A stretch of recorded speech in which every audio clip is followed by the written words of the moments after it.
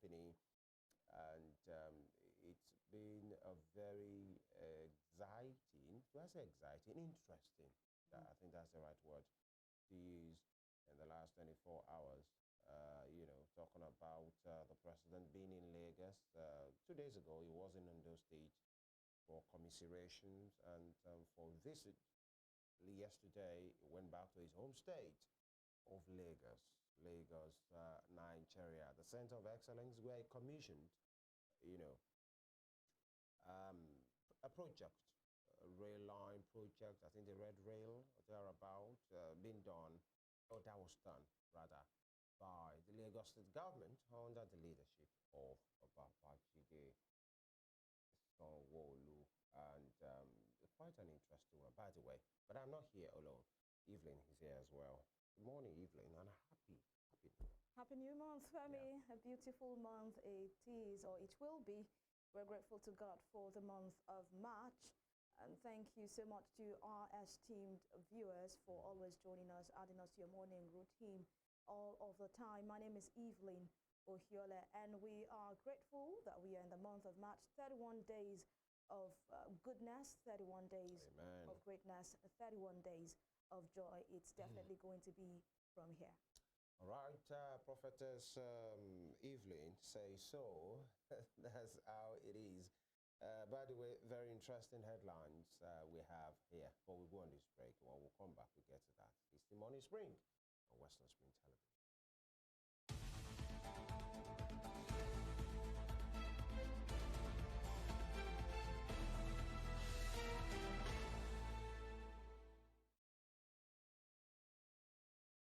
All right, quickly to the headlines right now. By the way, Ladeji is here. Ladeji, happy New Month.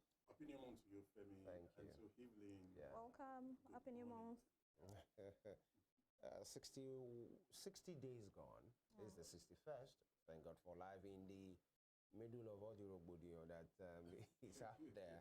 All right, straight to The Nation. The Nation newspaper is what I'm taking first. Tinubu, Labour's constant strike course unacceptable. Labour's constant strike course unacceptable. That's coming from Mr. President.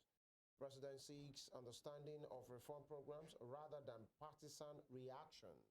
Interesting one there. And of course, Lagos Red Rail line takes off. Ayedatiwa Akinteriwa clash over allegation of billboards destruction. The game is the game. It has started. Yeah, you know, in those states. And restructuring necessary now than ever, says Shoyinka, still on The Nation newspaper. It is time to protect yourselves with spiritual power. Oh, and he tells others, interesting, you know, the ancestors must not sleep on this one. Jais Bank eyes 10 billionaire from private investors. Osimhen, Oshoala pitch award nominees. And quickly, Ladeji, okay, let me take it from here because the labor matter is what we discussed in the course of the program. Now that we are short of time, let's look at other parts. The Oni is speaking, as Enito Ogunwusi, His Royal Majesty, telling the Obas it's time to protect yourselves with spiritual powers. Well, it is what it is, and it is the reality facing currently. About a few weeks ago, we all saw the gruesome murder of monarch one from Kwara State also, and these are people naturally that you feel if things were to be going right, they should not. Nobody should attack. Nobody should attack. As a matter of fact, in history, we're taught about the power, you know, vested in our traditional ruler. I had the privilege of being a close friend with one of the late African children. She was telling me one day that we went to a palace and I saw the door was opened and I was like, why did they open the palace? She told me that if it were to be a real Yoruba hub, if you attempt to come into the palace with anything negative, it will come on your head. But you know, where have we left all those things? Because now, in most cases, we have political hubs. You know, the power that they are meant to have, be it whatever religious source you want to get it from, be it you are a Christian or Muslim, or you want to follow the traditional line, it's no longer there. So I feel, aside the spiritual power, what about the people that can also for spiritual power? So, the responsibility of the government, be it a king, be it a nobody in the society, quote and unquote, let us just make the society safe for everybody. The farmers, the teachers, the vulcanizer, the market women, let everywhere be safe for everybody, and then we will have a saner society. All right, quick one. I think it's only right that you just talk about what the president said in Lagos. Labor's constant strike calls unacceptable. That's what the president said. 15 seconds. We are really pressed for time. You can't solve the labor if the labor feel they are not comfortable with your policy. It is in their right to go on strike or for protest. I think it is just what makes a responsible government. They said in 9 months they've called for strike 4 times, and it's unacceptable. Well, you can't, except you want to be a dictator. You can't tell them not to go on strike. You can't tell them not to protest, except you want to be a dictator. I saw some of his handlers, mentioning on TV yesterday. Okay. Or I think it was on social media platform that they were talking about. 9 months is too early for you to judge a government. And if you look at the space between when Jonathan was sworn in and when they went on the Occupy Nigeria strike, it's less than 9 months. So if you don't want to be questioned, the best thing is for you not to get to the president. All right. That's right. That will be all from the front page of the Nation. All right, from the Nation, we move over to Delhi Independent newspaper this morning. Delhi Independent newspaper. Protests, strikes, 9 months into new government, unacceptable. Tinubu says, and wants Labour that they are not the only voice in Nigeria. Opens red line, says Lagos example of how vision exalts democracy. To flag off distribution of 42,000 metric tons of grain next week. Away from that, troops kill 974 terrorists in February, arrest 621. The details is on page 6. All right, we'll go for this break. When we return, we'll go ahead with the newspaper review.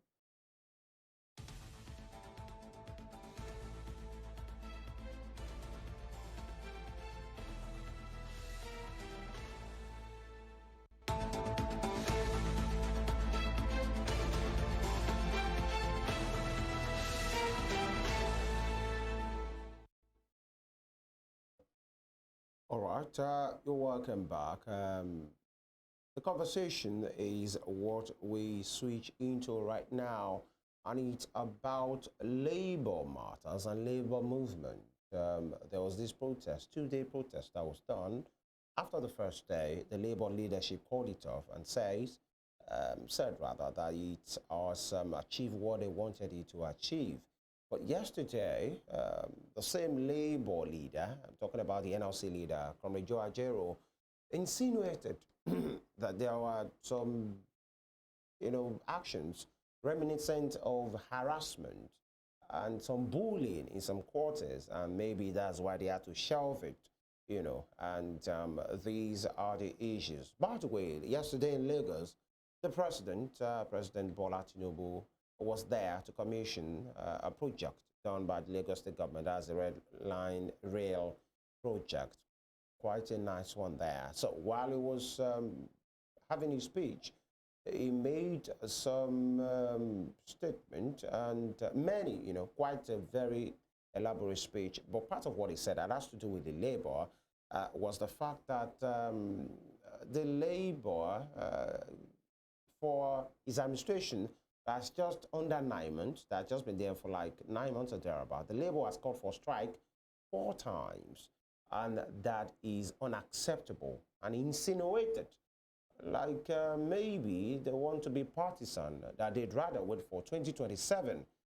And labor is not just, they are not the only voice of the people. They should hold their peace, But I'll allow you to see this video. After that, then get talking. Please see this. Yeah, sure. Allow me to throw a jab here.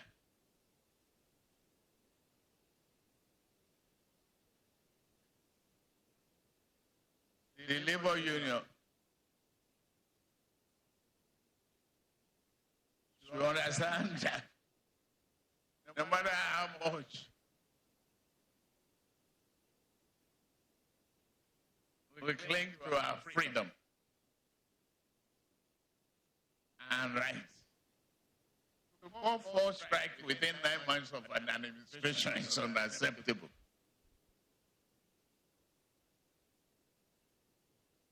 If you want to participate in the electoral process, wait until 2027.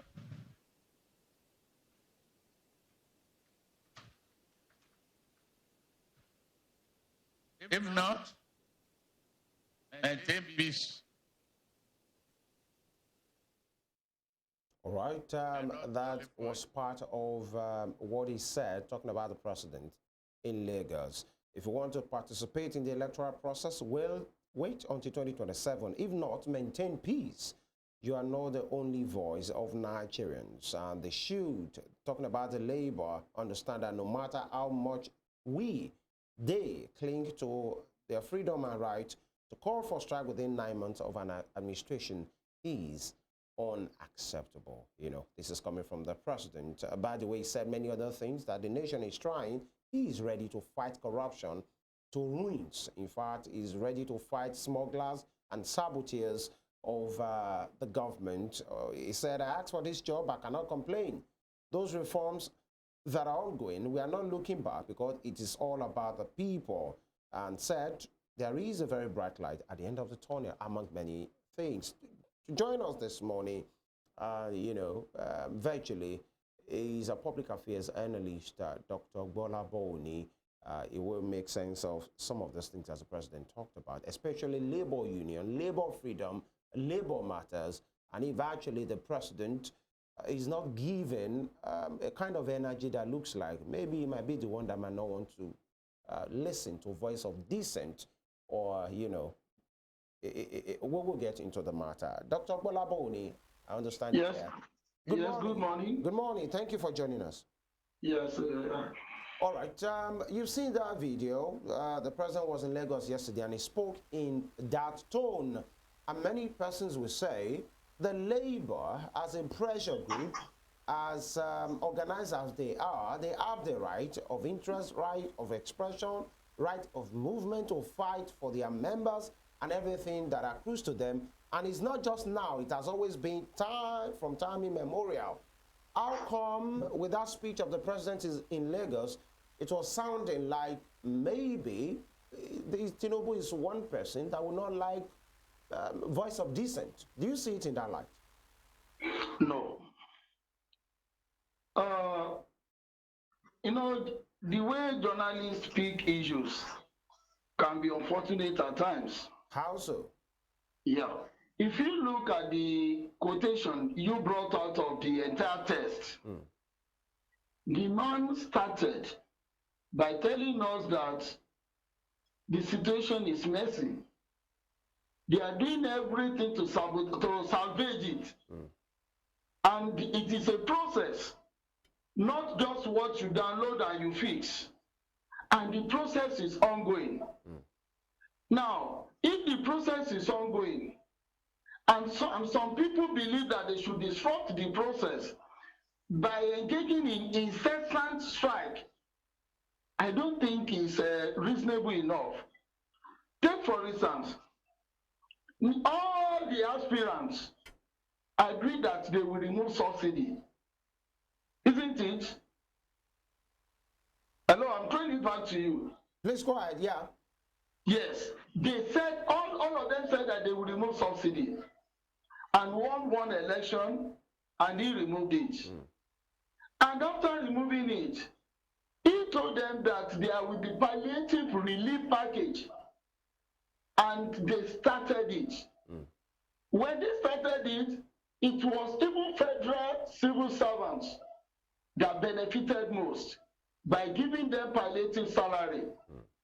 The remaining money was not retained by the federal government. And federal government feeded some of this money to states and down to local government. We all know that there is no local government again. That means all money that belongs to local government and states are now accrued to states. yet they are still going on strike. Are they going on strike at national level against the state government? Or are they doing it in solidarity with federal workers that were being given palliative? It was a protest, not a strike. Hello? What was done was a protest, not a strike. No, they are threatening strike several times and they have protested. Yeah. If subsidy has been removed and there is palliative measure to cushion the effect, then why are they still protesting? Even at a point in time, when I look at the points they highlighted, one of the points is so ridiculous to me. And that one is the area of saying that they should open border and they should bring in food. They forgot that if they flood the country with the imported food, some of their members will lose their jobs. And that is on apart. And they are demanding for 1 million naira as minimum wage. Is that feasible? Is that reasonable in this critical time? Dr. Oni? Yes. Yeah, quick one, because we have a long way to go. You termed the protest and, of the labor as unreasonable. One would say, please hold on, so that you could just answer together. That's what you say. You say it's unreasonable, especially some of their demands. Especially when there is process to do what they were demanding for. Okay, two quick questions there, if I may. One will say, so what moral right does President Tinubu ask to speak in that tone to them, especially the protest that we just had, knowing fully well what happened in 2012? He and his handlers reacted, called for a nationwide protest, Occupy Nigeria, because of the same action that was taken by Goodluck Jonathan. The whole of the streets were flooded with beds, with mattresses, people occupied everywhere. President Tinubu was there. Some of these handlers that are in government now were there. The organized labor were there to occupy Nigeria at the time because Goodluck Jonathan removed the same subsidy that he has just removed now. That's number one. Number two, you tried to throw the journalist under the bus. No. You know why? You said sometimes the way we pick issues is quite unfortunate. It was President Tinubu himself who said, after he has been talking, he said, let me throw a jibe. Here, he said it. He intentionally said that. Yes, he intentionally said it now. A jibe. So it's not something that journalists took out. He paused to throw that thing. He said, let me throw a jibe. So those two questions. The second one is not the handiwork of the journalist. But first one, what moral right does a Bola Tinubu have to now speak in the same manner, knowing fully well 12 years ago he did the same thing and the protest was even mega than what we are seeing now? So make it make sense. Okay, let me attend to the two questions. The second question about Jai, that's where I will start. Let me give you this. The man has enumerated all what they are trying to do. He even used Lagos State as a model of process that 25 years ago they were into this process in Lagos.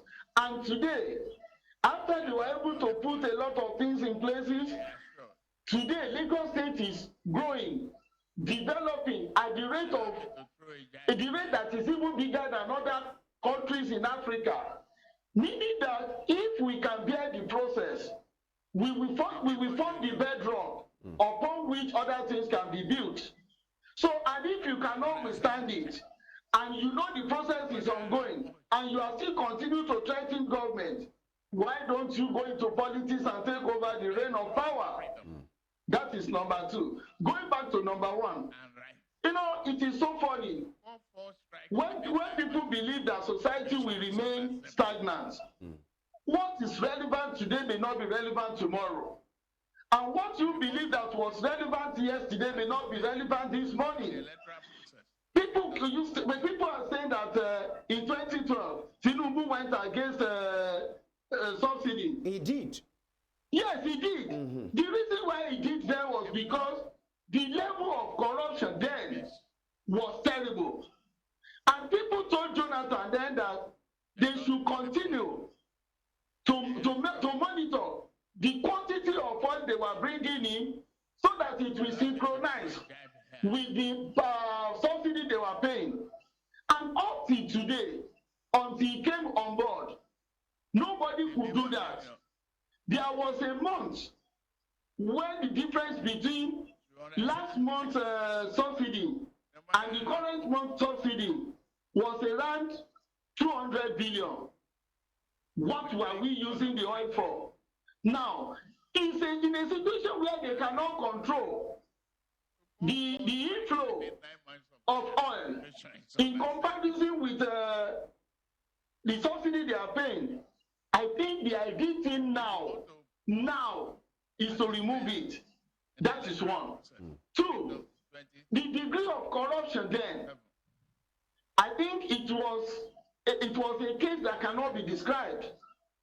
In fact, you know the number of people that were prosecuted. Do you know the number of people that returned money? You know the number of people that are still dragging in court. You know the number of people that were jailed.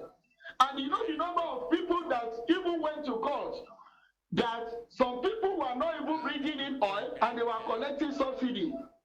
So based on these two issues, it is now imperative for anybody to remove it now, when we now believe that a lot of things have been in place to control the money we are spending on subsidy.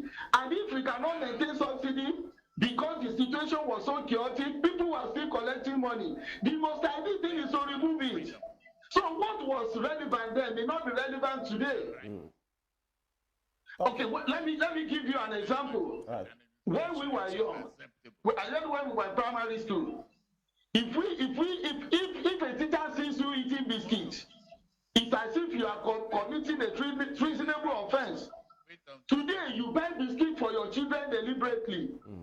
So what was relevant then may not be relevant now. Okay. This is the imperative of time. All right. Doctor, one will say you might want to explain it away, but we are talking about policies of government here. And, yes, it is. The policy that was relevant like yesterday may not be relevant today. Okay, many persons might not think so, but, you know, before my colleague comes in, I'd like to, his tone, you know, when he said himself, let me throw a jibe, that if actually Labour want to do what they are doing, they'd rather wait for 2027. And one will say, Labour is a pressure group. From the days of Imodu to the days of Adam Oshomole to Ayuba Waba, now Joe Ajero, and after them, they will always be a pressure group. Don't you think the president will rub off many persons, partisan politics aside, as somebody who will not want to, you know, give some level of, you know, opportunity for people to show their grievances? Because we're talking about democracy here. If it means that please hold on, sir. Whenever this man did not stop them from protesting. Can you please hold on, sir, so that you can answer, please, if I may? It didn't, but he said they going on protest is unacceptable because he has only spent 9 months. And Labour, from Nigeria to UK to US, they're a pressure group. So why is say no? If somebody says something is unacceptable, does that mean the person wants to see them? Has he used any power or force against them when they are protesting? He even gave them biscuit and water. What next should we accept when somebody said is unacceptable? If you want to do this, wait till 2027. This is not politics. Was anybody arrested? Must they be arrested? Should they have been arrested in the first place? Was there any force used on them? Okay. If you want to, my colleague will take it from me.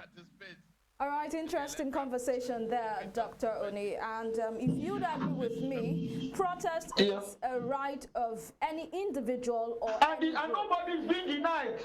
I understand you, you know, very well, Dr. Oni, but I am saying the president saying it's just 9 months of his administration, so them going on protest on industrial action is unacceptable. Would he rather have a dormant, you know, labor union that doesn't speak to him, speak truth to power, that doesn't criticize his policy, people that do not talk when he takes the wrong step, people that do not talk when they are going through issues, people are hungry, and people are gradually turning to angry people. Even before the NLC had their own protests, there were pockets of protest all across the country. We had in Niger State, we had in Osun State, we had in Lagos, just before the NLC protest. So why is the president's, why is his body language to protest, you know, like that, when he was a major proponent of one in 2012 that actually shut down the entire country? Look, I have answered that one before, that what was relevant last month may not be relevant today. Okay, so you think, Dr. Oni, please, you think the protest in 2012 was relevant, but the protest right now is irrelevant? Very, extremely irrelevant. They're not the only voice. Because by what standard? That is the standard I'm telling you now. Okay, please start. Now, the subsidy has been removed. The president acknowledged hardship, and he rolled out plans to alleviate the hardship. And by doing so, federal workers were given extra salary, at least to pushing the effect. State governments were giving money. Some states were collecting more than 50% of their former allocations. Nobody at the state level was protesting against the governor. The only person they are protesting against is the president, who had already paid federal workers. How reasonable? But Dr. Oni, Dr. Oni, you understand that the wage awards that the federal government actually promised the workers didn't come as at when due. In fact, according to the NLC president, Joe Ajaero, it says some of them are being owed like 2 months of these wage awards. Who is saying that? Of these wage awards. I'm not talking about salaries. The federal government. I'm not talking about salaries. I'm talking about the wage awards that was promised by Mr. President. Allow me to throw a jab here. Hello? Can you hear me, Dr. Oni? I can hear you. There's background noise from you there. Okay, technical guys will try to work on it. I am saying that the wage award promised by Mr. President didn't come as and were due. It came in, I think, early this month, last month rather. And, you know, according to the NLC president, it said some of the workers, majority of the workers are still being owed like 2 months, January and February, of the wage awards. Even the labor minister alluded to that. And we have states that are paying their wage awards consistently. So would we actually not read meaning to it that the president is not being sincere? He just wants to say, he's saying what the people wants to hear, but he's not walking the talk. What are those things he promised that he didn't do? Or that is not in process of being done? Doctor, let's talk about the cost of reduction in the cost of governance, for instance. And, you know, when he came in, he actually told Nigerians that when he removed the fuel subsidy, he told Nigerians that this is the time for us to actually tighten our belts. This is the time for us to sacrifice. And there have been calls in different quarters if the president is actually walking that talk when it comes to his own, you know, expenditure. We know the number of ministers he brought on board. He added the number of ministry he added to the ministries that were on ground that he met. And also, we do not see in any way his trips outside of the country. He kept on going on trips, even though they are official trips. But people are saying, if you're telling your citizens to tighten their belt, we should also see, we should also feel that the people at the ends of affairs too are feeling this heat. Okay.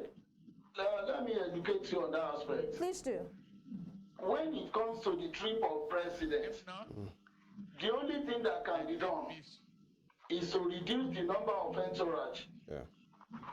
And every president who is responsible for his country and everything that is happening there must travel to link with other countries.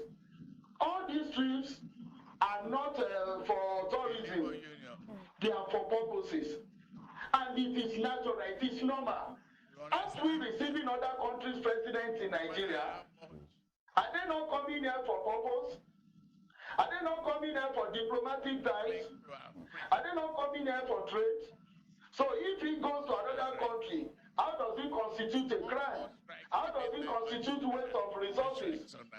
Mention a president in Nigeria that didn't make such trip. It is not because it should be uniform, but it is necessary and needful. The only thing we can do is the number of people that go with him. Which hasn't so changed. That is just by the time. And look at the aspect of implementation of Orosaye's report. And some of the ministries that are not productive are merged. Some are merged, some were subsumed, some were scrapped totally. Aren't we making progress in that aspect? So there are some things that are not. I'm expecting you to mention the salary of House of the Senate, and I can tell you that Senate is part of the people of this country. They too are witnessing what is happening, and they are representing Nigerians. And you know that it is Senate that fix their salary. It is not president. And then for president to fix Senate salary, it is then they will tell you this meaning of separation of power. So if you want to talk about the expenses, if you need NAS, let's talk to NAS.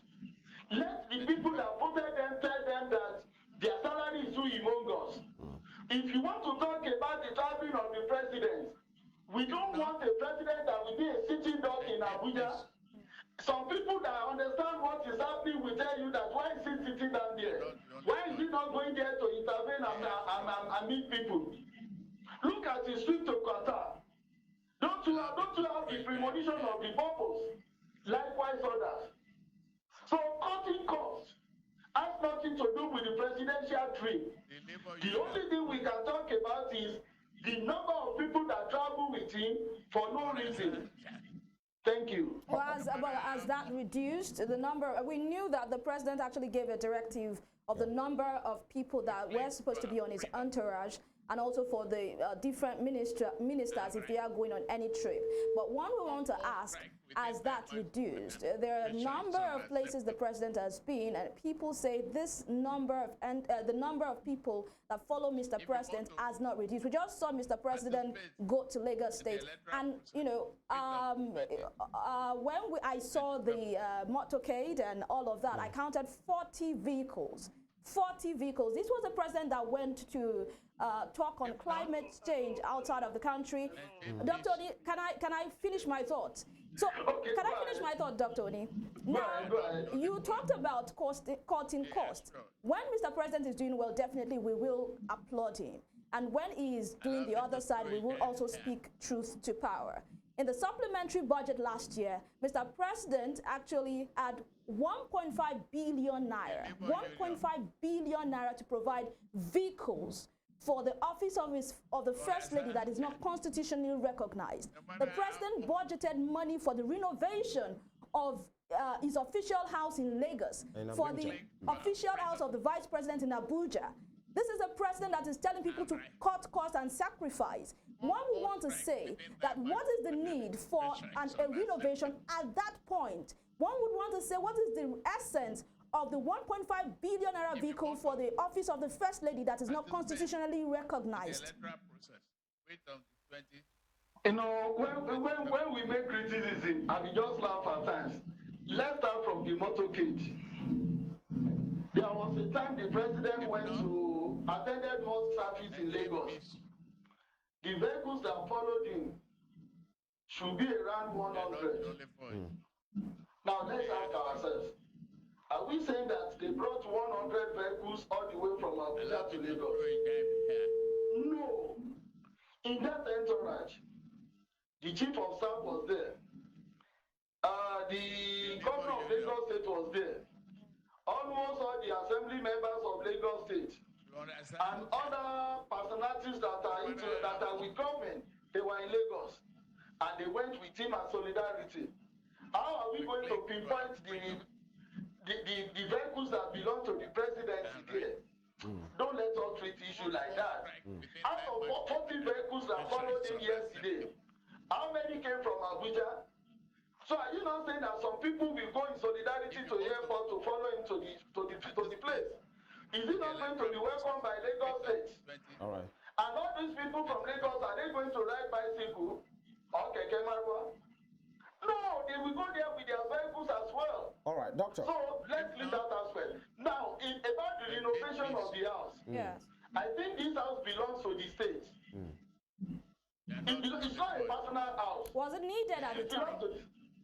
Was the renovation needed at the time when Mr. President was telling people to sacrifice? Yeah. Okay, when was the appropriate time they could have done it?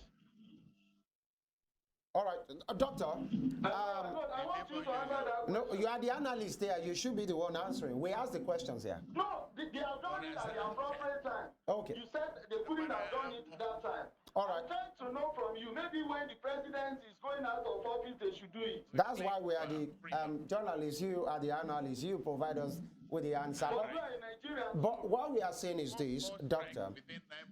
Does it bother you that leaders, apart from Tinubu, from maybe since the turn of democracy, especially since 1999, and we have had an unbroken cycle of democracy, which I think, and many women in Nigeria feel that's the best thing for us. We should just keep it this way and keep evolving and keep developing, with our democracy. But does it bother you that leaders who verbalize, who profess, who talk about the nation, especially at this time, the people, even since austerity, that we should tighten our belt, we should go through the pains, and that's the same rhetoric President Tinubu is saying, that I'm trying.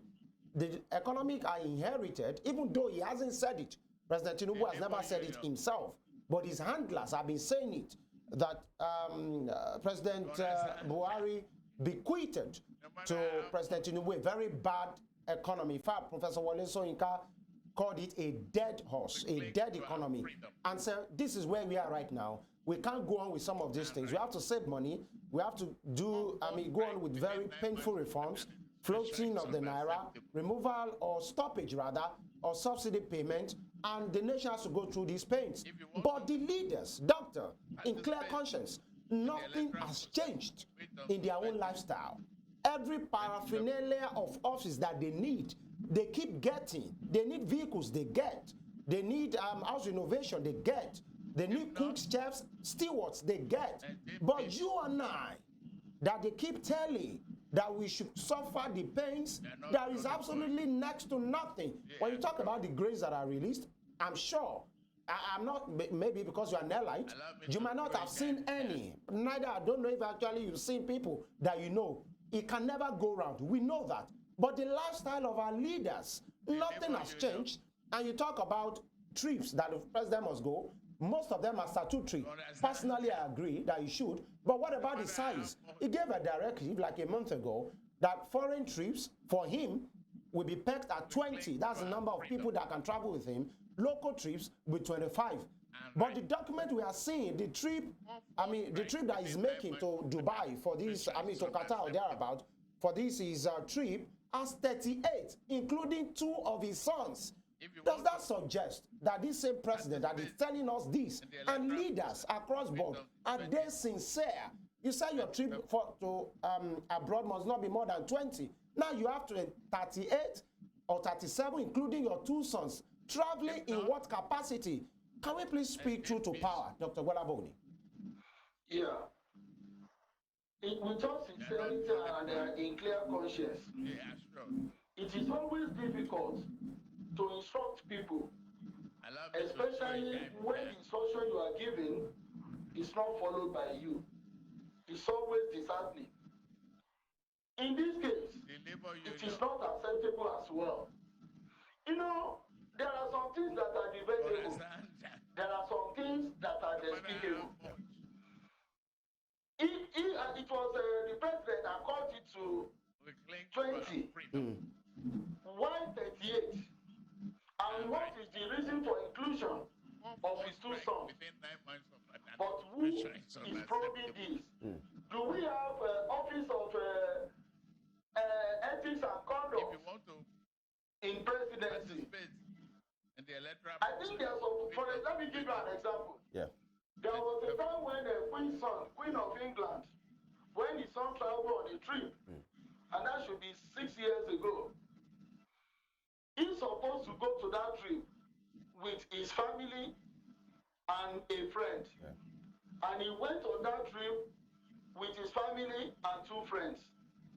He was still in that on that holiday when they sent paper to him to sign for the deduction of what those 2 friends spent from his personal income, which was promptly done. That was a society. And here in our society, do we have institutions like that can put checks and balance on what the law says and what people are doing, especially the executives? The 2 sons that followed him, for me, I don't see any reason for them to go. They are not officials. They are not working in any capacity with any ministry. They are not going there as a consultant. They are not the personal physician. Why are they going? Even if I thought they paid for their trip, they shouldn't be in the same place. Yeah. Even security-wise, it's wrong. We know what happened to Wigwe. So, in any way, that is unacceptable. Because we are talking of leading by examples. So, I think that's what I'm on your lane. Yeah.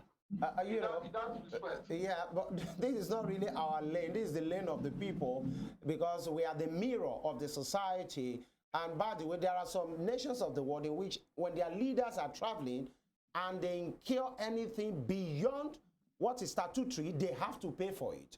In fact, former First Lady of the US, Michelle Obama, said, you pay for your meals at a villa, you know. Yeah. The president of Brazil, yeah, Lula, he was going on an official trip, and he ran to see his party people. And they told him that the landing costs are taking off costs, and the fuel he used to visit the party members will be deducted from the salary, and it was promptly done. Yeah, and I think that speaks to institutions that works, which you have alluded to, and leaders that talk. Institutional. Yes, and leaders that show example. Yeah. And this is part of what the labor and other persons are saying. You can't be telling us to endure pains, and nothing has changed in your lifestyle. And when they choose to now use this to go on a protest, and then the president, the CNC, is saying it is unacceptable. Many persons wonder, and does he want a labor who is docile? Because the president has said something. At the same time, we don't want a labor that is frivolous. Who will draw the line when the labor is becoming frivolous? It is we people, as we are saying it. Yeah. Look, let me tell you. There is a protest that happened in Kogi State. If I were there, I will join them. If they want to stay outside the governor's house for a year, I will join them. Do you know what they were demanding for? Yeah. The female farmers or women farmers in the state, they said they have prepared their fields for rainy season. They have cleared the field, they have made their heaps and everything. Yeah.